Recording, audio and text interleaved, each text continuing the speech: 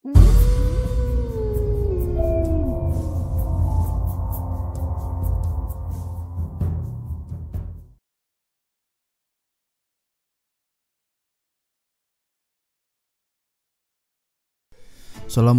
warahmatullahi wabarakatuh.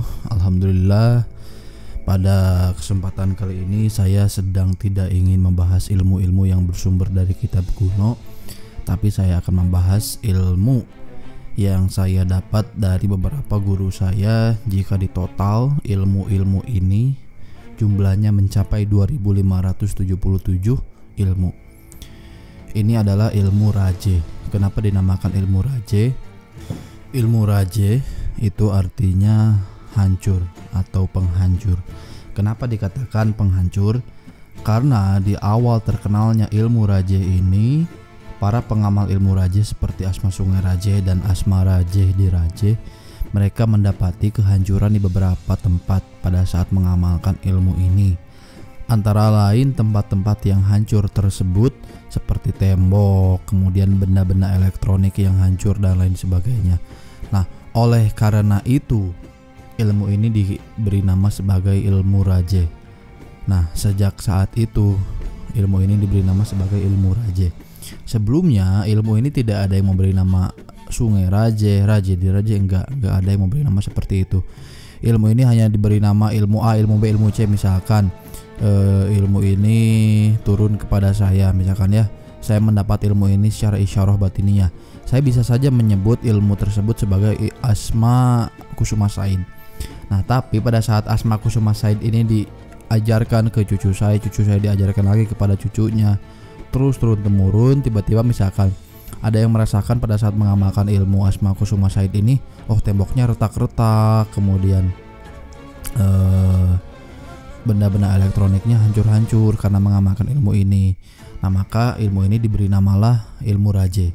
Jadi ilmu-ilmu raje adalah golongan ilmu-ilmu yang kuat yang bisa memberikan efek hancur atau rusak pada barang dan benda-benda tertentu. Di dalam konteks ini tembok dan benda elektronik, karena Asma Raje itu dapat merusak benda elektronik dan komputer seperti handphone atau bahkan tembok, dinding, itu bisa hancur dengan asma-asma raje ini. Tapi tidak semua asma raje seperti itu, gitu loh. Hanya karena memang efek dari segelintir asma raje seperti itu, ya, sebagian asma sungai raje berefek seperti itu bukan berarti semua asma raje efeknya seperti itu. Tidak seperti itu. Jadi ada asma-asma raje yang memang halus, efeknya halus seperti Asma Ainul Hayat ini. Jadi tidak sampai menimbulkan keretakan di tembok dan lain sebagainya. Dan pengamalnya pun tidak harus wirid di dalam rumah, gitu. Nah, Asma Sungai Raje ini sanadnya banyak ya, sanadnya banyak. Ada beberapa guru saya juga yang mengatakan bahwasanya, ingat di sini guru yang dimaksud bukan murabi, bukan mursyid ya, tapi mujiz, guru yang mengijazahkan. Jadi saya hanya memahari ilmu kepada mereka, mereka mengijazahkan ilmunya kepada saya, ya. Nah, dari sebagian guru tadi ada yang mengatakan bahwasannya Asma Sungai Raje tidak boleh ditulis di kertas segala macam, tidak boleh seperti itu, harus diijazahkan lewat suara. Nah, ini merupakan suatu mitos, ya. Kenapa suatu mitos? Karena di dalam Asma Raje tersebut tidak ada kaitannya dengan suara dan lain sebagainya. Jadi ibaratnya tidak ada di dalam proses pengijazahan Asma Raje ini, suara atau pengijazahan metode suara ini tidaklah tidak terlalu dipentingkan sebetulnya, karena saya pernah mengijazahkan Asma Raje dan ada beberapa guru saya yang mengijazahkan Asma Raje ditulis langsung di buku, dan itu bisa dan memang ilmunya masih terasa, gitu loh. Dan kemungkinan mitos-mitos ini muncul adalah dari mujiz-mujiz sebelumnya. Bisa jadi karena mujiz-mujiz sebelumnya itu mereka mengijazahkan misalkan lewat mulut, seperti misalkan nih, saya sedang mengembara ke suatu tempat, tiba-tiba di tempat tersebut saya bertemu orang baik, lalu kemudian saya mengijazahkan ilmu kepada orang baik tadi, lalu saya ngomong, nih kalimat asmanya coba dihafal. Bisa jadi memang karena pada saat itu tidak ada kertas, tidak ada pulpen, atau memang bisa jadi saya berbicara bahwasanya ilmu ini tidak boleh diijazahkan lewat ditulis. Bisa jadi itu karena memang ingin menganggap ingin menjaga kesucian ilmunya. Jadi takutnya dengan ditulis di kertas nanti si ilmunya dibawa ke tempat-tempat kotor atau tidak sengaja jatuh dan lain sebagainya. Makanya proses pengijazaan Asma Raja ini lewat imla, lewat suara langsung gitu loh. Nah, tapi sekarang saya tidak memakai pakem itu, meskipun memang ada guru-guru saya yang lain yang memakai pakem tersebut, tapi saya tidak memakainya. Kenapa saya tidak memakainya? Karena ada guru-guru saya yang lain yang memang tidak memakai pakem tersebut tapi ilmunya masih berfungsi. Begitu ya. Ada guru-guru saya yang memang dia mengijazahkannya lewat kertas langsung, tidak lewat suara, tapi ilmunya masih berfungsi. Dan saya lebih memilih pakem dari guru saya yang ini daripada guru saya yang lainnya. Daripada pakem dari guru saya yang memang mengatakan bahwasanya ilmu raja ini harus ijazahkan lewat suara. Antum boleh mengijazahkan lewat suara, tapi tidak ada paksaan, mau lewat suara boleh, mau lewat kertas boleh. Tapi untuk saya pribadi, saya lebih memilih lewat kertas daripada lewat suara. Nah, kertas di sini yang dimaksud bukan kertas lembaran begitu, bukan, karena kan sekarang zaman digital. Jadi saya ijazahkannya lewat kertas digital yang berformat PDF, ya, format PDF begitu. Nah, baik, tadi sedikit mukadimah mengenai Asma Raja. Jadi yang akan saya jelaskan sekarang di video ini adalah soal Asmaul Hayat ya. Apa itu Asmaul Hayat? Nah, sebelum kita menjelaskan mengenai fungsional dan menjelaskan mengenai Asmaul Hayat ini, kita harus tahu dulu Asmaul Hayat itu apa gitu loh. Asmaul Hayat itu apa dan memang apakah itu merupakan suatu cerita fiksi, dongeng atau apa gitu loh ya. Nah, di sini teman-teman semua harus tahu bahwasanya Asmaul Hayat adalah air kehidupan yang sempat dicari oleh beberapa orang. Ini bukan hanya umat Islam ya, bukan hanya umat Islam, tapi ada orang-orang kafir sekalipun, orang-orang dari barat yang pernah mencoba mencari keberadaan air ini. Di antaranya nama orang tersebut ya adalah Ponce de Leon. Ponce de Leon ini adalah seorang pengembara ya. Dia pengembara, dia pelaut ya. Nah, Ponce de Leon ini sama pasukannya itu dia melaut sampai ke Pulau Bahama. Ya. Dia ke Pulau Bahama tujuannya adalah untuk mencari keberadaan daripada Ainul Hayat tadi, karena di beberapa kitab kuno, manuskrip kuno itu dijelaskan mengenai air kehidupan atau Ainul Hayat. Banyak dijelaskan di dalam kitab-kitab kuno ya. Nah, kemudian Ponce de Leon ini sampai dia mati dia tidak menemukan keberadaan Ainul Hayat tadi, dan dia memang matinya menurut beberapa literatur dia mati karena memang dipanah oleh suku Indian pada masa itu ya. Nah, Ponce de Leon ini oleh ahli sejarah diperkirakan lahir pada tahun 1474 Masehi.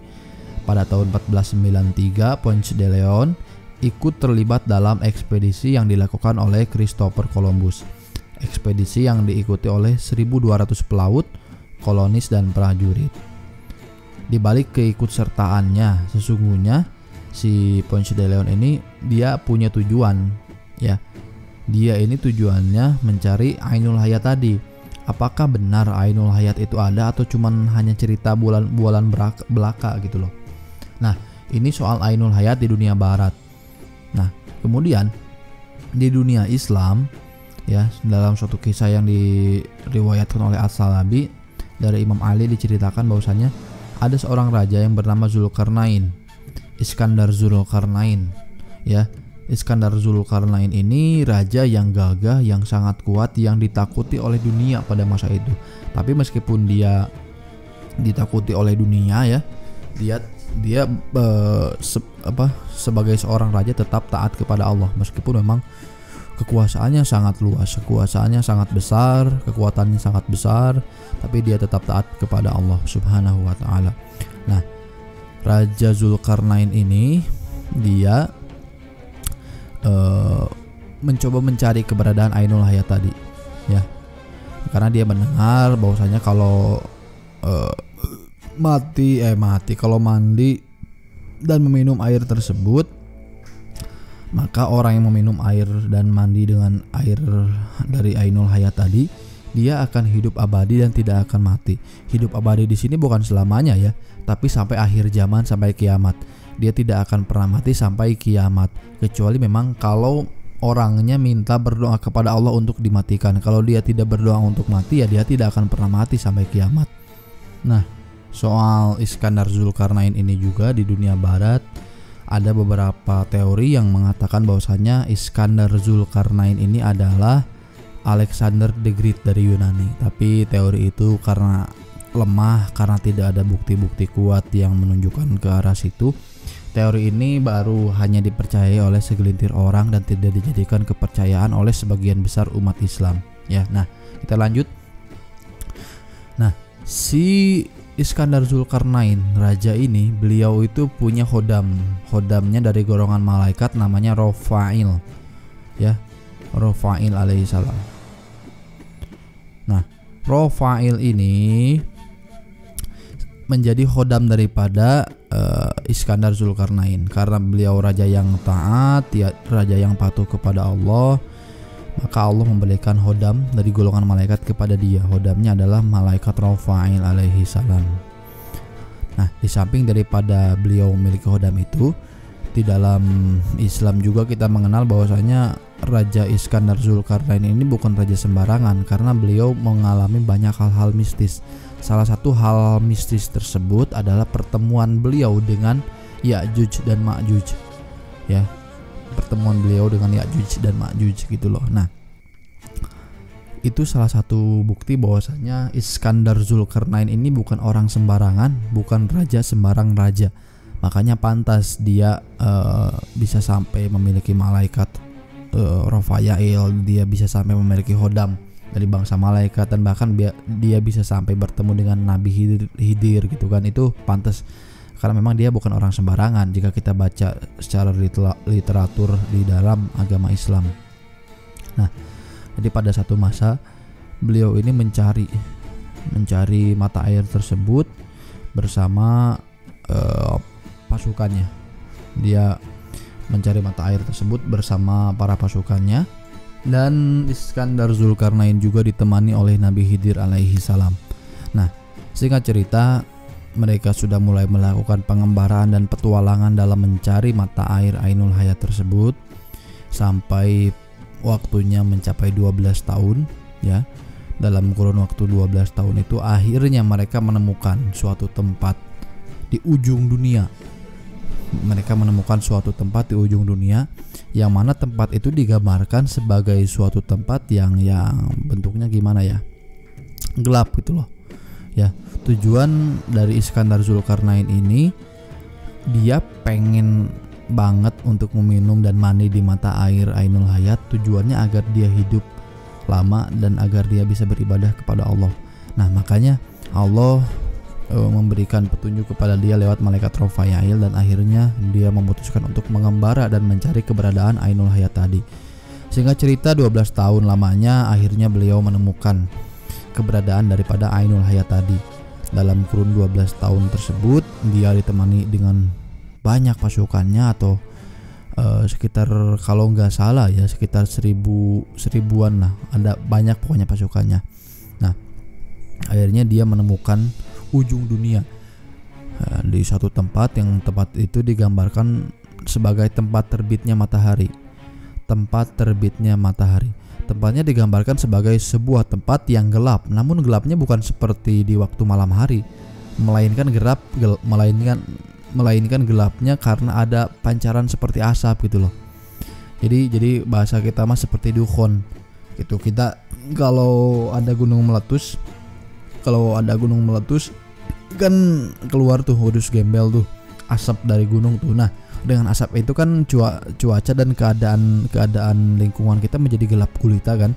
Nah, gelapnya di wilayah tersebut bukan karena gelapnya malam hari, tapi karena ada pancaran asap yang mengakibatkan wilayah tersebut gelap. Jadi berkabut gitu loh, suatu tempat yang berkabut, dan itu gelap banget gitu loh, hampir mendekati gelapnya malam, saking tebalnya kabut tersebut gitu. Nah, dan pada saat perjalanan tersebut Nabi Khidir diperintahkan oleh Raja Zulkarnain untuk menemaninya bersama beberapa tentara untuk masuk ke dalam gelap kabut tadi ya. Ke dalam kabut yang gelap tadi, beliau memerintahkan Nabi Khidir dan bala tentaranya, beberapa ya, bukan semua, untuk masuk ke dalam kabut hitam tadi. Dan kemudian pada saat berjalan, Nabi Khidir mendapat bisikan. Nabi Khidir mendapatkan bisikan, entah dari siapa, bisikannya tidak dijelaskan. Nabi Khidir mendapat bisikan, "Wahai Khidir, sesungguhnya Ainul Hayat itu letaknya berada di sebelah kanan jurang." Gitu loh. Nah, dia mengatakan, di bisikan tadi mengatakan kepada Nabi Khidir bahwasanya Ainul Hayat itu letaknya ada di sebelah kanan jurang gitu loh. Nah, kemudian Nabi Khidir menuju ke arah kanan jurang tersebut hingga menemukan Ainul Hayat. Khidir turun dari kudanya, melepaskan pakaiannya dan turun ke Ainul Hayat tersebut. Nabi Khidir mandi dan meminum air tersebut. Ya, bahkan beliau mengatakan bahwasanya manisnya air daripada Ainul Hayat tadi lebih manis daripada madu. Saking manisnya mata air Ainul Hayat, manisnya pun mengalahkan madu gitu loh. Nah, kemudian sesudah mandi dan meminum air tersebut, beliau Nabi Khidir keluar dari tempat itu kemudian menemui Raja Iskandar Zulkarnain.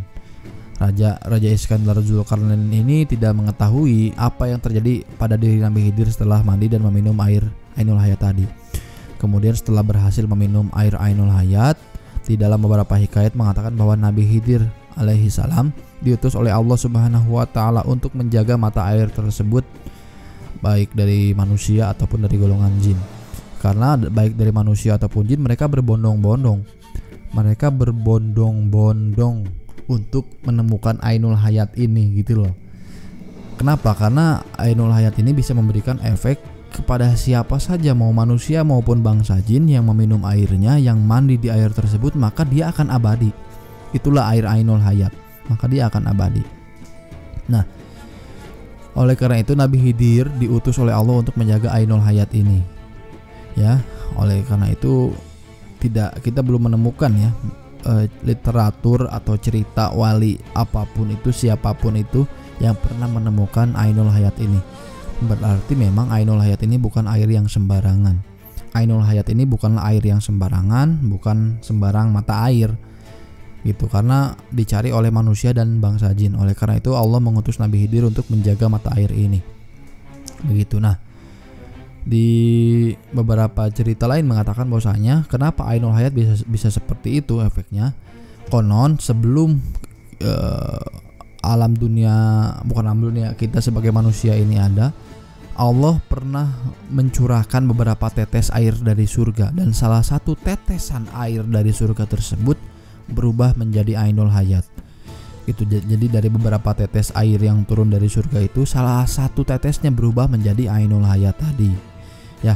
Nah, oleh karena itu banyak orang yang mencari mata air Ainul Hayat dengan tujuan ingin hidup abadi. Dan salah satu orang yang berhasil meminumnya, Allahu alam ya, mungkin ada orang lain, ada nabi lain yang pernah menemukannya, saya tidak tahu gitu, karena itu rahasia Allah. Nah, salah satu nabi, bisa jadi ada nabi-nabi yang lain, saya tidak tahu, yang pernah meminum air ini adalah Nabi Khidir. Nah, dari sinilah banyak orang-orang yang meyakini bahwasanya Nabi Khidir alaihi salam masih hidup hingga sekarang. Lalu keberadaan dia di mana, Allahu alam bisawab.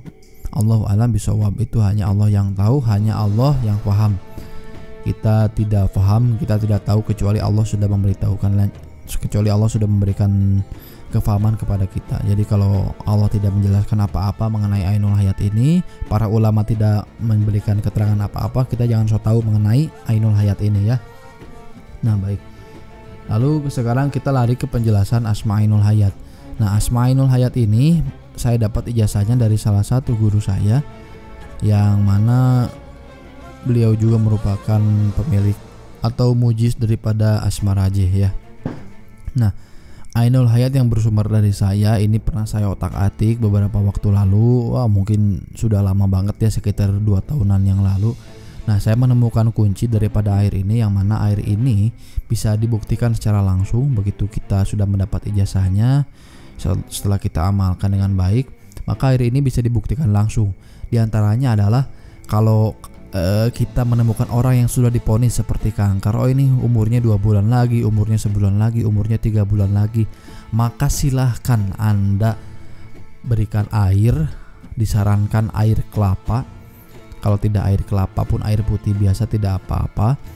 Maka dibacakanlah kuncinya, metode dan tata cara khususnya kepada air tersebut, lalu diminumkan kepada orang yang sudah diponis mati tersebut.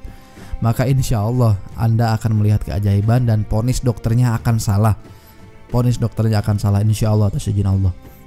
Nah kemudian Asma'inul Hayat ini jika kita bacakan ke dalam air, ya, air kelapa, kemudian kita cuci muka. Nah setelah cuci muka kita lihat, kita bercermin, maka lihat perbedaan dari sebelum cuci muka dan sesudah cuci muka. Gitu. Itu bisa dites, Kemudian nanti Anda juga akan melihat aura wajah Anda berseri-seri berbeda dari sebelum mengamalkan Asma'inul Hayat. Kalau sebelum mengamalkan Asma'inul Hayat ini ya wajahnya kusam, murung, segala macam, stres. Setelah mengamalkan Asma ini coba deh perhatikan baik-baik atau tanya ke lingkungan Anda, tanya ke keluarga Anda apakah ada perbedaan di wajah saya atau tidak. Lihat baik-baik. Nah, di samping daripada itu Asma'inul Hayat ini ilmu yang memang tujuannya, fungsinya untuk meringankan beban kehidupan, meringankan beban dan urusan-urusan duniawi, baik urusan karir, asmara, usaha dan lain sebagainya. Kemudian ilmu ini juga memberikan efek ketenangan dan kekhusyuan di dalam para pengamalnya, dan itu memang sudah saya rasakan langsung. Antum kalau tidak percaya silakan, setelah memiliki asma ini silakan sholat, silakan wirid seperti biasa, rasakan ada perbedaan, rasakan baik-baik adanya perbedaan di dalam diri antum pada saat mewiridkan asma ini, ya. Itu bukan dibuat-buat, makanya silakan begitu dapat asmanya silakan amalkan dan rasakan perbedaan mengamalkan asma ini dari asma-asma yang lainnya itu bagaimana, ya. Rasakan baik-baik. Nah, meski efeknya seperti itu, tapi Asma'inul Hayat yang bisa memberikan efek seperti itu hanyalah asma-asma yang benar yang diijazahkan dari guru-guru yang benar. Mungkin antum melihat ada orang-orang yang mengaku memiliki Asma'inul Hayat. Ya, coba deh. Kalau memang asmanya tidak berefek seperti yang saya jelaskan di dalam video ini, berarti itu asmanya palsu. Kalaupun asmanya tidak palsu, ya gurunya yang palsu. Gurunya abal-abal. Gitu loh, karena di dalam metode pengijazahan asma raja ini yang harus berkualitas bukan hanya ilmunya. Meskipun ilmunya benar, tapi gurunya abal-abal tetap nggak bakal berfungsi. Gitu loh, gurunya bukan seorang praktisi, tetap nggak bakal berfungsi. Misalkan nih, oh saya ini seorang pengusaha, saya maharin asma raja untuk dijual lagi. Ya itu nggak bakal tajrib di muridnya. Kenapa? Karena memang saya bukan seorang ahli ruhani. Tapi kalau gurunya benar, begitu asmanya didapat, diamalkan dulu, dicari tahu kunci-kuncinya, begitu kunci-kuncinya dapat, diijazahkan ke muridnya. Nah, guru yang seperti ini biasanya yang dapat memberikan kunci-kunci khusus di balik Asma'inul Hayat tersebut. Jadi Asma'inul Hayat ini fungsinya bisa diketahui, bisa dirasakan kalau memang asma ini diambil dari guru yang benar, guru yang kompeten, ya. Oke, mungkin untuk saat ini segitu saja ya Asma'inul Hayat ini. Asma yang dapat memberikan efek awet muda, memberikan wajah yang berseri-seri, dan itu bisa dibuktikan dan dites langsung.